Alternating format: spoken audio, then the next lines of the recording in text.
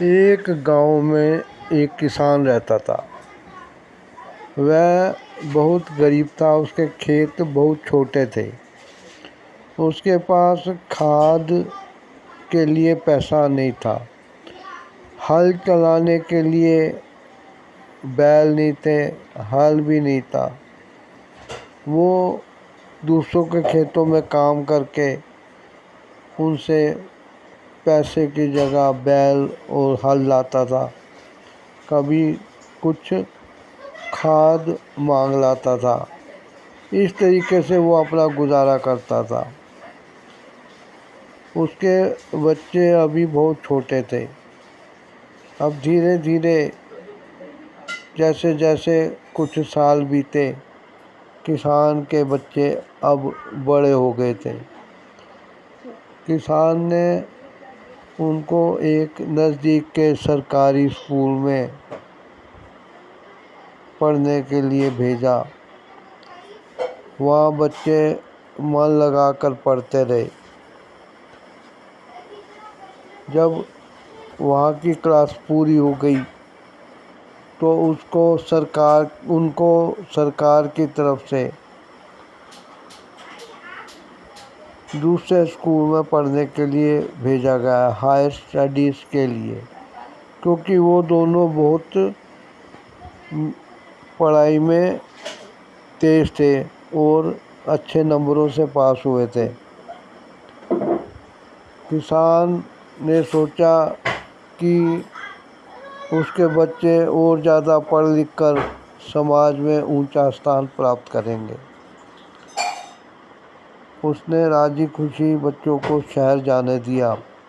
वहाँ सरकारी हॉस्टल में उनका रहने खाने का बंदोबस्त था। बच्चे धीरे धीरे पढ़ते रहे और वहाँ से अच्छी डिग्री लेके वापस गांव आए। किसान ने उनसे कहा कि अब तुम पढ़ लिख गए हो तो अब तुम नए तरीके से खेती करना सीखो और अपने खेतों में फसल उगाओ। लेकिन दोनों बच्चों ने कहा कि हम क्या इसी दिन के लिए पढ़े लिखे थे। दोनों लड़कों ने एक साथ ऊंची आवाज़ में किसान को जवाब दिया। अपने बेटे के मुंह से ऐसी बातें सुनकर किसान को बहुत निराशा हुई। उसने सोचा जैसे ज़िंदगी भर की उसकी कमाई किसी ने लूट ली हो। उसने सोचा था बच्चे पढ़ लिख जाएंगे तो वो खेती के नए तरीके खोज कर छोटे से खेत में भी अच्छी फसल उगा लेंगे। लेकिन उसे बहुत निराशा हुई। वह 3-4 दिन तक घर से बाहर नहीं निकला। कुछ लोगों ने आके बोला कि कुछ गाय बैल और भैंस बकरी वगैरह उसके खेत में घुसने की कोशिश कर रहे हैं। तब भी उसका दिल नहीं किया कि वो जाके अपनी खेती की रक्षा करे। अचानक उसके एक दोस्त ने कहा कि तुम ऐसे चारपाई पर लेट जाओ जैसे अभी बस तुम्हारा अंत होने वाला है। वो कहने लगा क्यों? तो उस दोस्त ने उसको पूरी बात समझाई। किसान ने वैसा ही किया। थोड़ी देर बाद गांव वालों ने जाके उसके बेटों को, जो कि घर के बाहर मतलब कि गांव के बाहर जाके एक चाय की दुकान पे बैठ के गपशप मार रहे थे और अखबार में वैकेंसियाँ ढूंढ रहे थे। उन्होंने जाके कहा कि बेटा तुम्हारे पिता की अंतिम सांसें चल रही हैं, वो तुमसे मिलने की इच्छा कर रहे हैं। दोनों बेटे हड़बड़ी में भाग के किसान के पास गए और रोने लगे और ऊंची आवाज़ में चिल्लाने लगे, ऐसा नहीं हो सकता, हम आपको नहीं जाने देंगे, हमारा कैसे गुजारा होगा। किसान ने कहा बेटा अंतिम सांसें हैं। इस खेत में तुम्हारे दादा ने एक मटके में सोने की अशर्फियाँ गाड़ दी थी। मुझे तो उनकी ज़रूरत नहीं पड़ी, लेकिन तुम पढ़ लिख गए हो, तुम्हें उसकी बहुत ज़रूरत पड़ेगी। तो जाके उस खेत में तुम खुदाई करके उसको निकाल लो। बड़े बेटे ने कहा, पिताजी अब तो अंधेरा होने वाला है, हमें खोदते हुए बहुत देर लग जाएगी, तो अंधेरे में बड़ी मुश्किल होगी, हम ये काम सुबह करेंगे। लेकिन तभी छोटा बेटा चिल्लाया, नहीं नहीं भैया, जितनी जल्दी ये काम हो जाए अच्छा है, चलो चल के फावड़े लेके आते हैं। उन्होंने पड़ोस के किसी घर से गेंती बेलचा फावड़ा वाला खरीदा और जाके खेतों में खुदाई करने लगे। वो आके कहते थे, पापा हमने इतना खोदा लेकिन कुछ नहीं निकला। वो कहते हैं, और खोदो, और गहरा खोदो। जब 4-5 बार ऐसा हो गया तो लड़कों ने अपने पिता को डांट मार दी, क्या हमें पागल समझा है। तभी जिसने आइडिया दिया था किसान का वो दोस्त बोला, बेटा अशर्फियाँ घड़े भर के हैं, वो उनको क्या इतने गहराई में गाड़ा जाना चाहिए कि कोई भी खोद ले, तुम जितना खोदो। उन्होंने कहा, पिता इसमें पत्थर वत्थर वो सब निकल रहे हैं। हाँ, ये पत्थर तुम्हारे दादा और उसके साथियों ने ही डाले थे ताकि घड़ा सुरक्षित रहे।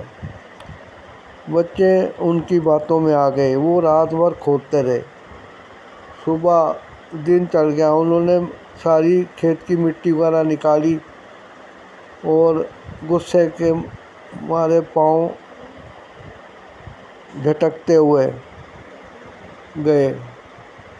उन्होंने देखा उनका पिता बेसुध चारपाई पे गर्दन एक तरफ लुढ़का के पड़ा था।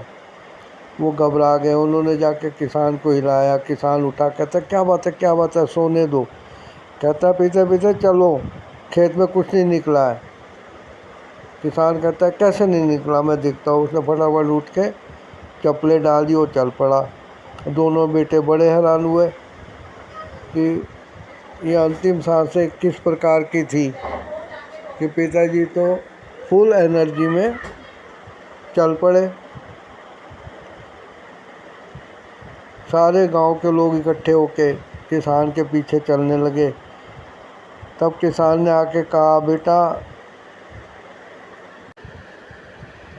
किसान कूद कर गहरे गड्ढे में गया और गिनती से और खुदाई करने लगा। उसके दोनों बेटे भी फटाफट नीचे उतर आए। उन्होंने कहा, पिताजी ये आप हमें करने दो। किसान कहने लगा, बेटे तुम थक गए होगे। वो कहने लगे, नहीं थके नहीं हैं, अगर अशर्फियों से बड़ा घड़ा मिल जाएगा तो हम फैक्ट्री डालेंगे, बड़े बड़े कॉल सेंटर बना सकते हैं, बड़ी बड़ी एजेंसियां ले सकते हैं। किसान ने कहा, बेटे अब जो तुमने खुदाई की है, घड़ा ना भी मिले तो भी तुम इसमें मिट्टी भर के सिंचाई करके बीज डाल के अच्छी खेती कर लेना, पहले से ज़्यादा फसल उगेगी। दोनों बच्चों ने अपने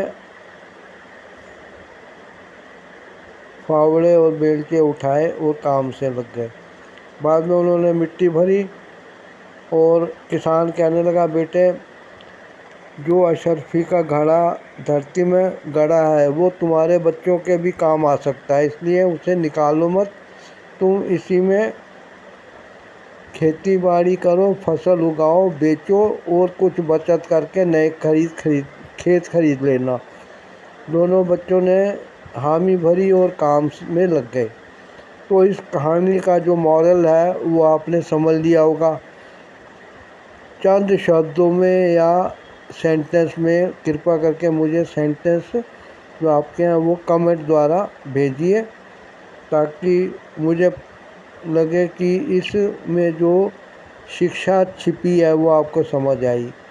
आप इस चैनल को ज़रूर सब्सक्राइब करके ऐसी मॉरल भरी कहानियाँ सुनिए और अपने वक्त की बचत कीजिए। वीडियो को लाइक कीजिए, शेयर कीजिए, कमेंट कीजिए और मेरे अगले आने वाले कहानी के वीडियो का आप ज़रूर इंतज़ार करना कि नोटिफिकेशन सबसे पहले आपको मिले, इसलिए ऑल का नोटिफिकेशन बटन भी आप ज़रूर ऑन कर लेना।